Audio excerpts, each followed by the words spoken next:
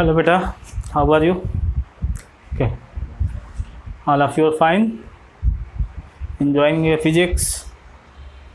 नहीं यार, मज़े तो आ रहे होंगे। फिर भी अगर आपको कोई दिक्कत है प्लीज़ कमेंट सेक्शन में बताओ ताकि मैं कुछ इम्प्रूवमेंट कर सकूं। ओके, इन्जॉय करो। मैं बार बार बोलता हूँ फिज़िक्स बहुत आसान सब्जेक्ट है अगर आप उसको प्रॉपर वे में बेसिक्स से लेके चलते हो। इसीलिए जो मैंने स्टार्ट किया फिज़िक्स, सबसे पहले जो बेसिक्स बताने की कोशिश की है, जिसमें वेक्टर भी है, कैलकुलस भी है, ट्रिग्नोमेट्री भी है, तो सभी वीडियो आपको प्लेलिस्ट में मिल जाएंगे। तो उसी का एक पार्ट जो हम लोगों ने लास्ट लेक्चर में कैलकुलस में डिफ्रेंशिएशन तो कर लिया था, बट इंटीग्रेशन बचा हुआ था, तो उसी को हम आज डिस्कस करने वाले हैं। ठीक है बेटा, तो बेसिकली इंटीग्रेशन है क्या? इंटीग्रेशन इज अ एरिया या सम ऑफ एनी पर्टिकुलर एरिया। अगर हम बोलें तब भी गलत नहीं होगा कि किसी कोई ग्राफ है, जैसे ये यहाँ पे, इसका अगर आपको सम निकालना है इस से इस जोन तक में, तो आप इस फंक्शन को, किस फंक्शन को, fx को, अगर आपको इस फंक्शन का एरिया निकालना है, यार ये a के बीच में जो एरिया है इसको निकालना है या पूरा कंप्लीट निकालना है, तो पूरा हमें इंटीग्रेट करना पड़ेगा, पूरा हमको जोड़ना पड़ेगा। जोड़ने का मीनिंग क्या है? आप इसको छोटे छोटे पार्ट में आप डिवाइड करके, ऐसे ऐसे पार्ट में डिवाइड करके आपने इसको पूरा सम करोगे तो टोटल एरिया आ जाएगा। ये तो छोटा, हम क्या करेंगे, छोटा सा एरिया निकालेंगे, स्मॉल एलिमेंटल एरिया, फिर उसको हम जोड़ देंगे। जोड़ने को ही क्या बोलते हैं? Integration. It is the summation. ठीक है, तो समेशन है, और it is the reverse of differentiation. Reverse of differentiation क्या है, मीनिंग क्या है? अगर सपोज साइन एक्स का डिफ्रेंशिएशन क्या है? Cos x. ठीक है, तो कॉस एक्स किसका इंटीग्रेशन होगा? साइन एक्स का। अगर मैं बोलता हूँ कि d/dx of sine x is equal to cos x. ठीक है बेटा, तो अगर मैं आपसे बोलता हूँ तो what is the integration of cos x, अगर मैं बोलूँ कि कॉस एक्स का इंटीग्रेशन क्या है, तो क्या आपको देखना है, जिसको हमें इंटीग्रेट करना है, इसको हमें इंटीग्रेट करना है, ये किसका डिफ्रेंशिएशन है? This is the differentiation of sine x. तो यहाँ पे हम लिखेंगे साइन एक्स। तो कॉस एक्स किसका डिफ्रेंशिएशन बेटा? साइन एक्स का। तो कॉस एक्स का इंटीग्रेशन क्या होगा? Sine x. तो जिसका हमें इंटीग्रेशन करना होता है, हम देखते हैं वो किसका डिफ्रेंशिएशन है।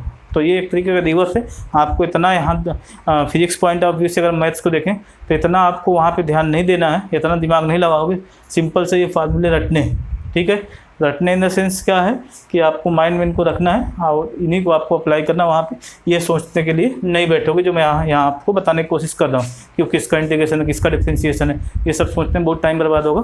अब आप सोचते हुए तो ठीक है, जब आप कंफ्यूज होते हो तो आप उसको सोच सकते हो। स्पेशली बायो के जो स्टूडेंट हैं, बायो के स्टूडेंट के लिए दिक्कत क्या है कि वो क्योंकि रेगुलर टच में नहीं रहते, लगातार इस चीज़ को नहीं पढ़ते हैं, तो उनके साथ प्रॉब्लम आती है। मैथ्स के स्टूडेंट का क्या होता है, एक मोटिवेशन, एक अटैचमेंट होता है मैथ्स के साथ। कंटिन्यूस मैथ पढ़ते हैं तो क्या होता है, जहाँ पे भी मैथ्स के कॉन्सेप्ट फिजिक्स में आते हैं तो वो रटने की कोशिश नहीं करते, वो उसको अप्लाई करते हैं कि भाई ये कैसे होगा। अब कैसे होगा मतलब मैथ का कौन सा कॉन्सेप्ट लगेगा, तो उस मैथ को कॉन्सेप्ट को पूरा वो वहाँ लगाने की कोशिश करते हैं, क्योंकि उनको मैथ्स भी अपनी देखनी है और ये फिजिक्स देखनी है। तो वो उसको शॉर्टकट नहीं अपनाते कि चलो किसी तरीके से इससे पीछे छुटाओ। पीछे छुटाने से नुकसान उन्हीं का होना है। क्यों? क्योंकि मैथ्स में तो वो कॉन्सेप्ट उनको पढ़ना ही है, तो इसको जबरदस्ती क्यों रटे इस कॉन्सेप्ट को। तो बच्चे क्या करते हैं, एक फंडामेंटल या बेसिक से उसको लगाते हैं, और लगाने के बाद जो रिजल्ट आता है बहुत आनंद मिलता है मैथ्स वाले बच्चों को। क्यों? क्योंकि वो उनको लगता है कि यार ये रट के नहीं आया, इसको तो मैंने खुद निकाला है। एक अजीब सी अच्छी फीलिंग आती है, वो होना भी चाहिए। तो इसलिए थोड़ा सा आसान हो जाता है। बट बायो वाले बच्चों के लिए साथ प्रॉब्लम है, क्योंकि एक बार देखते वो डर जाते हैं, अरे ये क्या होगा, कैसे होगा, अजीब सी फीलिंग आती है। तो उसको बेटा डरना नहीं, उसके लिए आपको बेसिक्स जो मैंने इसमें बताने की कोशिश की है उसको आपको समझना है। और मोस्ट प्रोबेबली फिजिक्स +2 लेवल की और शायद हायर लेवल की भी आप इसमें से आसानी से कर पाओगे अगर इसके एक एक चीज़ें क्लियर हैं। ठीक है बेटा, तो इंटीग्रेशन का सिंबल क्या होता है? इस टाइप से डरावना सा सिंबल होता है, इसको ये इंटीग्रेशन का सिंबल। ठीक है बेटा, एक साइक्लिक आता है, भी आप फिजिक्स में पढ़ोगे गॉस लॉ में, तो इसको हम एक क्लोज बना देते हैं। क्लोज इंटीग्रेशन या साइक्लिक इंटीग्रेशन मतलब through out the loop, that is the cyclic integration. तो हम पढ़ेंगे। तो सबसे बेसिक जो फंडामेंटल फंक्शन है बेटा, x raise to power n। What is the integration of x raise to power n? The integration of this one is x raise to power n+1 upon n+1। अभी एक example लेके समझाऊंगा। अगर suppose कोई constant c है या 1 है, 1 का इंटीग्रेशन क्या होगा? उसका इंटीग्रेशन तो x होगा बिकॉज सी इज 1, सपोज 5 है, what is the integration of 5, तो 5 तो बाहर आ जाएगा और x आ जाएगा तो 5x, what is the integration of 10, 10x, what is the integration of 12, 12x, तो ये कांस्टेंट का इंटीग्रेशन x का मल्टीप्लाई हो जाता है। अगर दो फंक्शन मल्टीप्लिकेशन में है तो उन एडिशन में है तो क्या करोगे, उन दोनों फंक्शन को आप अलग कर लोगे, इसके बाद उनको इंटीग्रेट कर दोगे अलग अलग से। 1/x ये यूनिक स्टैंडर्ड है, इसको आपको याद रखना है। ln x, ln क्या बेटा, log at the base of e, ठीक है। sin x क्या है, उसको मैं एक एलजबरा का चैप्टर बेटा अलग से डालूंगा, एलजबरा में उसमें ये सब आएंगे, आइडेंटिटीज़ प्लस सम लॉगरिथमिक, उसमें मैं सब कॉमन डालूंगा logarithmic concept.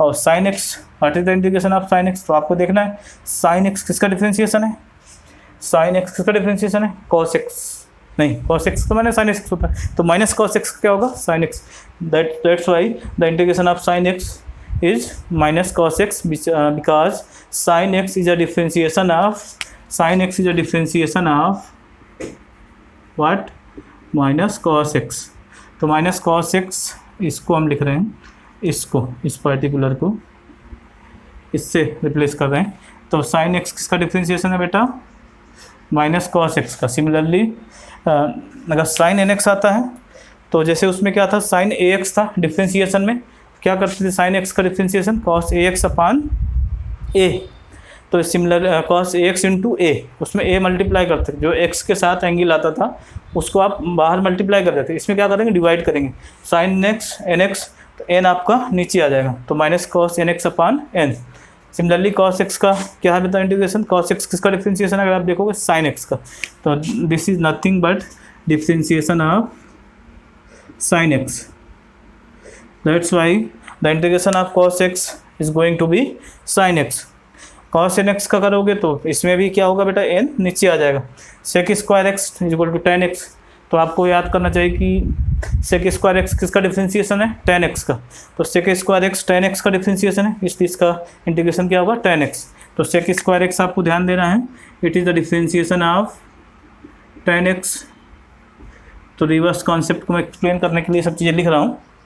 Cosec square x, similarly cosec square x का डिफरेंशिएशन बेटा माइनस कॉट एक्स का, that's why the integration is minus cot x, sec x tan x is equal to sec x and cosec x cot x is equal to minus cosec x.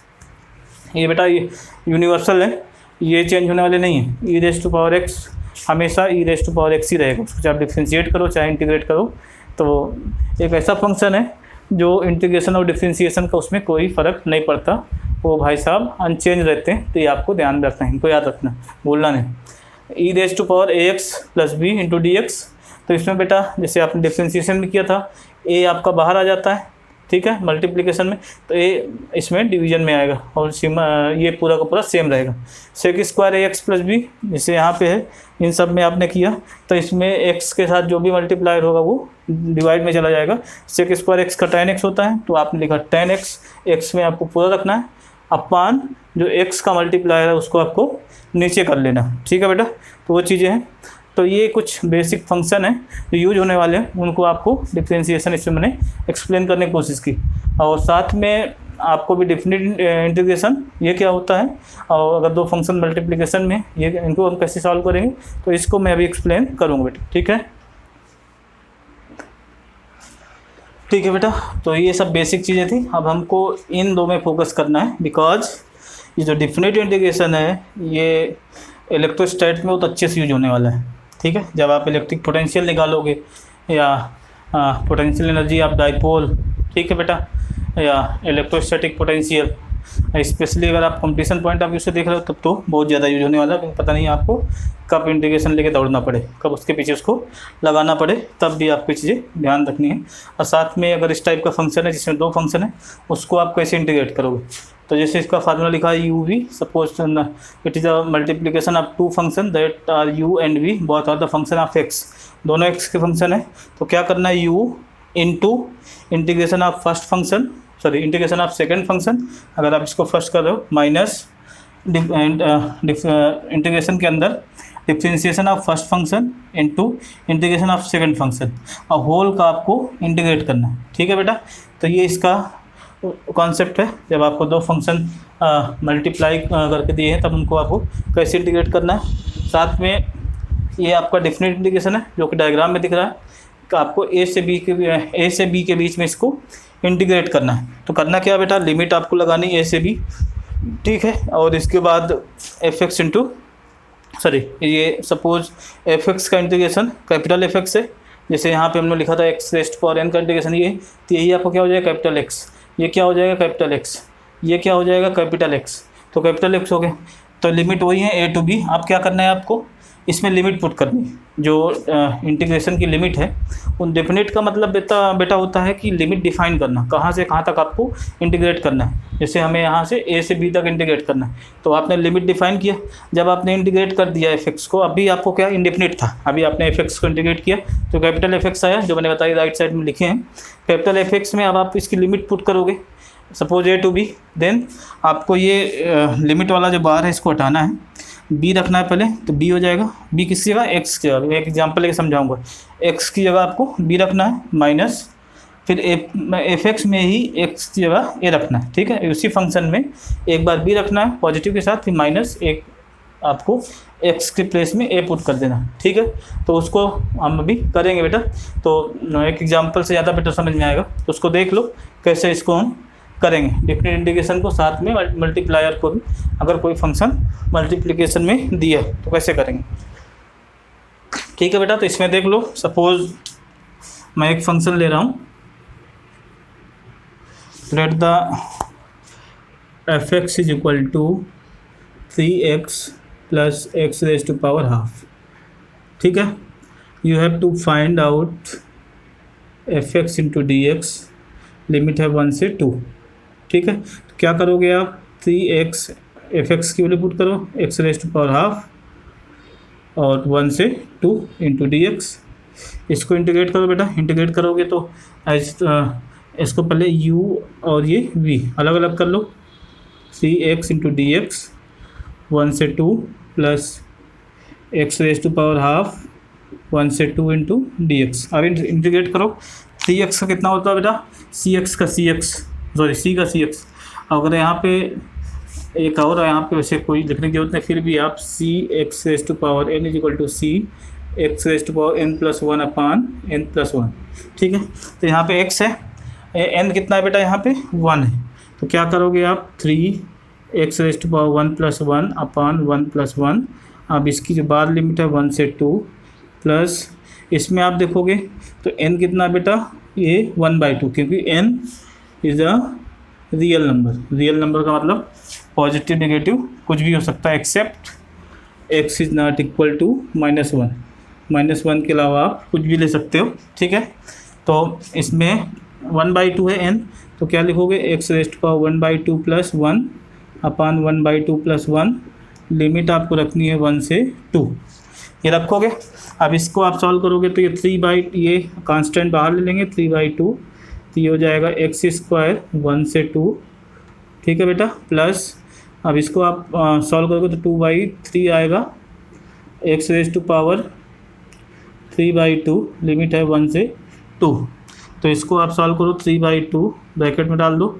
अब आपको जैसे मैंने बताया था, इस जो integration वाला आया है, एक्स की जगह आपको बी पुट करना, मतलब बी ये, तो बी यहाँ पे कितना 2, तो एक्स के प्लेस में 2 पुट करोगे तो 2 स्क्वायर माइनस, अब फिर एक्स के प्लेस में कितना रखना माइनस के साथ, ए यहाँ पे कितना है 1, तो 1 स्क्वायर प्लस 2/3। सिमिलरली यहाँ पे करना आपको, तो एक्स के प्लेस में 2 raise to power 3/2 minus 1 raise to power 3/2, ठीक है बेटा। इतना रखने के बाद इसको सॉल्व कर लेना है, तो 3/2 4 - 1 प्लस 2/3, ये तो सॉल्व नहीं हो पाएगा क्योंकि रैंडम प्रॉब्लम थी, -1। अब इसको आप सिंप्लीफाई करके इसका आंसर डेफिनेट इंटीग्रेशन का आप निकाल सकते हो। तो ये उसके लिए था। अब हमें दो फंक्शन अगर मल्टीप्लिकेशन ने दिया है, मतलब u और v के टर्म में, तब बेटा कैसे इंटीग्रेट करोगे उसको देख लो। सिंपल सा एग्जांपल लेंगे, तो डिफिकल्ट आप मैथ से नहीं पढ़ रहे हैं, तो सिंपल सा एग्जांपल लेके करते हैं। इसको देख लो, नोट कर लो।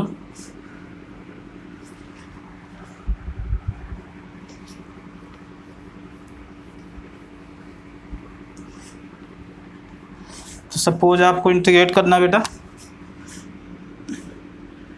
x into x square into D x. बहुत सिंपल एग्जाम्पल है, इसको इंटीग्रेट करना है तो क्या होगा बेटा, इसमें ये 1 है, ठीक है, पावर 1 है ये, तो इसमें आपको u और v एज्यूम करने, ठीक है, u और v। तो इसको सपोज आपने u एज्यूम कर लिया, इसको v, ठीक है।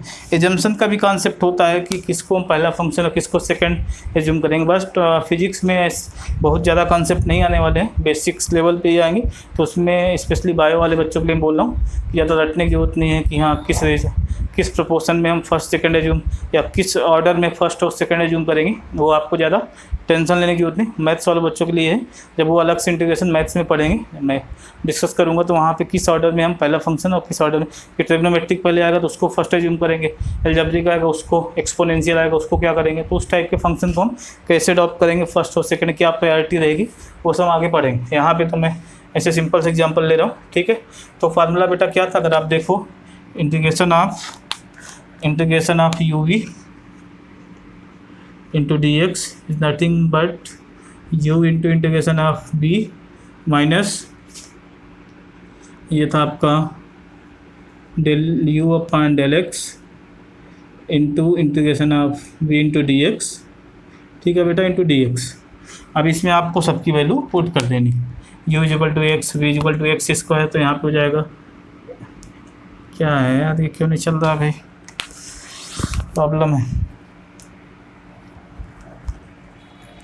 तो x के u के प्लेस में x, u v के प्लेस में x स्क्वायर रखेंगे बेटा, dx is equal to u के प्लेस में x और v के प्लेस में हम x स्क्वायर रखेंगे into D x minus d upon d x of u, what is u, nothing but x into v क्या बेटा, x स्क्वायर, प्रॉब्लम है यार, तो x square into D x, हाँ ठीक है बेटा, ये ब्रैकेट में था, इसको ब्रैकेट में कर दो इंटू डी एक्स। इसको सॉल्व करोगे तो integration of x into x square, ठीक है बेटा, into D x is equal to x into x cube by 3, इसको हमने फार्मूले से कर दिया, इस वाले फार्मूले से, माइनस इसका इंटीग्रेशन हो जाएगा 1 इंटू एक्स क्यूब बाई 3, ठीक है बेटा, इंटू डी एक्स। इसको और सिंप्लीफाई करो, x raised power 4 3 minus x raised power 4 upon 3 into 4, ठीक है बेटा। इसको करोगे x raised power 4 upon 3 minus x raised power 4 by 12, इसका एलसीएम लोगे तो 12 4 x raised power 4 minus x raised power 4, ये आएगा बेटा 3 एक्स रेस्ट पावर 4 बाई 12, 3 4 जा 12, एक्स रेस्ट पावर 4 बाई 4, ठीक है बेटा। तो ये तो आया इसका इंटीग्रेशन। अब आप सोच रहे होगा कि ये सब हमें करने की जरूरत क्या थी, इसका तो हम ऐसे भी कर सकते थे, x into x square is equal to x cube, और उसका इंटीग्रेशन कर दो, देखो वो भी सेम आएगा, बट मैंने क्यों किया वो भी मैं बताऊंगा आपको। X into x cube into D x square था नॉट क्यूब, तो x 1 + 2 into D x that is x cube into D x. तब ये बेटा इसी कॉन्सेप्ट में कन्वर्ट हो गया, इसी फार्मूले में। तो इसको आप लिखोगे x raised power 4 upon 3 + 1 that is nothing but x raised power 4 by 4। ये और ये सेम है, बट मेरा इसको बताने का मीनिंग यही था कि u और v के टर्म में आप कैसे अप्लाई करोगे। मैंने सिंपल फंक्शन लिया, चाहता 2 फंक्शन लेता, वो थोड़ा सा और बड़ा खींचता, मैंने सिंपल फंक्शन लेके आपको समझाया how to implement u and v to solve the integration of 2 multiplied function. अगर 2 फंक्शन मल्टीप्लाइड हैं तो कैसे हम u और v लेके उनको सॉल्व करेंगे। तो मेरा मोटिव ये था, तो इसलिए मैंने इसको किया, अदरवाइज मैं तो वहाँ से कर देता, कोई सुने तो ये हम करेंगे। इसके बाद बेटा एक चीज़ है जो बहुत इंपॉर्टेंट है, आपको पढ़ना है, जो स्पेशली बायो के बच्चों के लिए, कि जो कॉमन फंक्शन है, जैसे अभी तो मैं फ़िलहाल एक चैप्टर बता रहा हूँ इसमें इलेक्ट्रोस्टैट में, उनका हम इंटीग्रेशन कैसे करेंगे। कॉमन फंक्शन का मतलब 1/r² आएगा, 1/r आएगा, इस टाइप के जो फंक्शन आएंगे उसको हम इंटीग्रेट कैसे करेंगे, या साइन थीटा आएगा। तो स्पेशली वो आपको मैं थोड़ा सा एक्सप्लेन कर देता हूँ ताकि थोड़ा सा ज़्यादा रिकॉल रही चीज़ें, ठीक है बेटा, इसको नोट कर लो।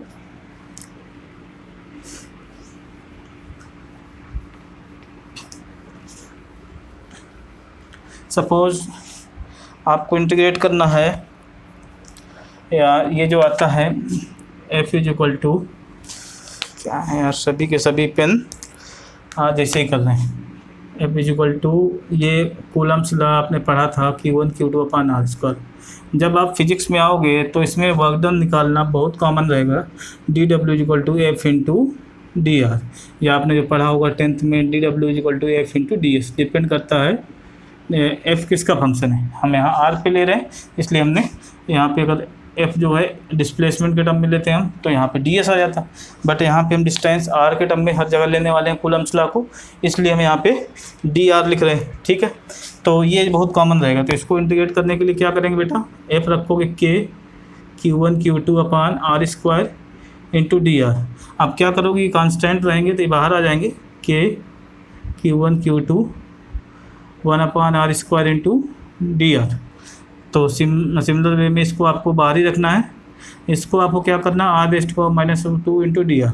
अब ये इसी में कन्वर्ट हो गया। इस वाले फार्मूले मैंने बताया था n belong to n r but n should not be equal to -1। तो आप इस वाले कॉन्सेप्ट को लगा सकते हो। इसको लगाओगे तो k Q1 Q2 r⁻² plus 1 upon, ठीक है बेटा, अपॉन पेन बहुत धोखा दे रहे हैं यहाँ से, -2 प्लस 1। ठीक है बेटा, इसको सॉल्व करोगे तो K Q1 Q2 r⁻1 upon -1। तो फाइनली इसका इंटीग्रेशन आया -K Q1 Q2 upon r। तो ये है बेटा DW का एक्सप्रेशन। फिर इसमें क्या करेगा, लिमिट भी लगा देगा, लिमिट लगाएगा R1 टू R2। तो आप इसमें क्या करोगे, -K Q1 Q2 बाहर रखोगे। ठीक है, अब जब डेफिनेट इंटीग्रेशन हम बताया था R की जगह एक बार R2 रखोगे प्लस के साथ, फिर -R1 रखोगे। ठीक है, तो 1 upon R2 -1 upon R1। Specially ये पोटेंशियल एनर्जी इलेक्ट्रोस्टैटिक पोटेंशियल निकालने में बेटा यूज होने वाला है। ठीक है, सिमिलरली डाइपोल में यूज होगा, मैं उसको ही बता दूंगा। और तो फिलहाल फ्लक्स में आता है, उसमें तो ऐसा नहीं, उसमें भी आर का ही सिंपल इंटीग्रेशन आएगा, एक्स का मीनिंग एक्स या आर का, तो उसमें डिफ़िकल्ट नहीं आने वाला कुछ ऐसा। तो इसको आप करोगे R1 से R2 हो गया, तो K Q1 Q2 माइनस अंदर मल्टीप्लाई कर दो 1 अपॉन R1 -1 अपॉन R2। अब हम क्या करेंगे इलेक्ट्रोस्टैटिक में, if the object is placed at infinite then what, R1 आपका इनफाइनाइट हो जाएगा तो 1 अपॉन इनफाइनाइट 0 हो जाएगा। तो K Q1 Q2 into -1 upon R2 is equal to R put कर देंगे तो वहाँ से पोटेंशियल एनर्जी निकल आएगी। सेम कॉन्सेप्ट हम क्लास 11 के लिए ग्रेविटेशन में यूज करते हैं। इसलिए मैंने बोला था कि जो मैंने बेसिक मैथ्स पढ़ाई थी, फिजिक्स, वेक्टर, ट्रिग्नोमेट्री या अलजेब्रा, जो भी हम कैलकुलस डिस्कस कर रहे हैं, ये सब 11th के लिए उतना यूजफुल है जितना 12th के लिए। 11th के बच्चे तो ये सब चीज़ें पढ़ेंगे, ट्रिग्नोमेट्री तो पढ़ लेंगे बट कैलकुलस नहीं पढ़ेंगे 11th में, वो 12th में ही पढ़ेंगे। तो इसलिए 11th के बच्चों के लिए इंपॉर्टेंट है, 12th के लिए तो है ही। ठीक है, तो इसको हम सॉल्व करके ऐसे कर देंगे। ठीक है, अब एक डाइपोल के लिए आता, उसको भी देख लो बेटा, नोट कर लो।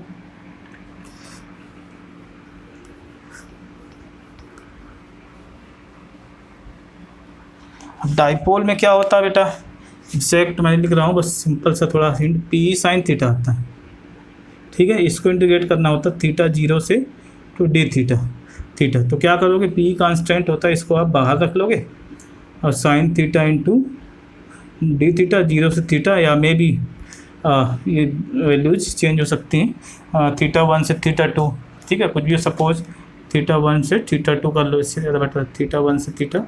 तो आप क्या करोगे, PE, अब देखोगे साइन थीटा बेटा किसका डिफ्रेंसिएशन है, माइनस कॉस थीटा का। यहाँ पे देखो ये कहाँ गया बेटा, ये ठीक है, ये मैंने लगाया था माइनस कॉस एक्स का। तो यहाँ पे आप लिखोगे P माइनस कॉस एक्स या कॉस थीटा 1 से थीटा 2। बेटा अंदर जो प्लस है तो कोई बात ही नहीं, माइनस है तो ज़्यादा कंफ्यूज नहीं होना, आपको माइनस को बाहर ले लेना है, सबसे बाहर मतलब इसको इसके साथ रख देना। तो माइनस PE, इसको आप रखोगे तो अब आपको थीटा 2 पहले रखना है। ठीक है, या एक स्टेप मैं इसको ऐसे रख देता हूँ, cos theta upon theta 1 to theta 2। तो इसको आप लिखोगे माइनस PE ठीक है बेटा, cos θ2। अब कौन सा कॉन्सेप्ट आ गया, डेफिनेट वाला। पहले हम रखेंगे ऊपर वाला थीटा की जगह θ2 माइनस, फिर नीचे वाला थीटा की जगह θ1। तो बेटा ये इसका हो जाएगा। ये ही इसी टाइप का एक्सप्रेशन आता है पोटेंशियल एनर्जी या टॉर्क ड्यू टू डाइपोल, उसमें भी हम पढ़ेंगे। टॉर्क निकालेंगे, फिर टॉर्क के बाद work done, potential energy rotation निकालेंगे, तो उसमें आपको ये कॉन्सेप्ट यूज करना है। ठीक है बेटा, तो I think it is sufficient for physics, the integration portion calculus that I have covered today. It will be very useful for students studying in class 11th as well as 12th. So I request you all to go to the video and note down the important points so that you can easily apply the concept inside the physics during the mathematical concept like derivation of any expression in electrostat or gravitational, तो उसमें आप आसानी से इनको लगा पाओ। इसीलिए मेरा मेन मोटिव यही था इसको पढ़ाने के लिए फिजिक्स में। अदरवाइज़ फिजिक्स में मैथ्स का कोई रोल नहीं था, बस इंटीग्रेशन पढ़ाने का मतलब यही था ताकि जो डेरिवेशन आप करने जाओ आपको बोझ ना लगे, आप इनकी हेल्प से उनको आसानी से कर पाओ। और मोस्ट प्रोबेबली केवल आपका एल्जेब्रिक आइडेंटिटीज़, कुछ क्वाड्रेटिक क्वेश्चन कैसे सॉल्व करेंगे उनके लिए मुझे थोड़ा सा कॉन्सेप्ट देना है, साथ में लॉगरिथमिक वो एक लेक्चर बचा हुआ है, उसको मैं जल्दी उसमें अपलोड करूँगा। और साथ में आपको क्लास 12th 11th की वीडियो मिलना स्टार्ट हो गए बेटा, तो आप उसमें जाओ, विजिट करो और उनको देखो। ठीक है, अगर आप चैनल में न्यू हो तो प्लीज़ इसको सब्सक्राइब कर लो। इसमें क्लास 9 से लेकर 12 तक फिजिक्स एंड मैथ्स सभी video exercise wise plus complete theory numerical. So exercise में सभी नहीं डिस्कस करूँगा to time limitations, but after completing the theory I will definitely discuss the numerical. For time being you should go through the theory, after that we will discuss the numerical portion. So don't leave the don't skip the any video and go through all the videos which are relevant to you. And I always try to provide you videos that will help you in any manner, either for class 10th or 11th 12th any class.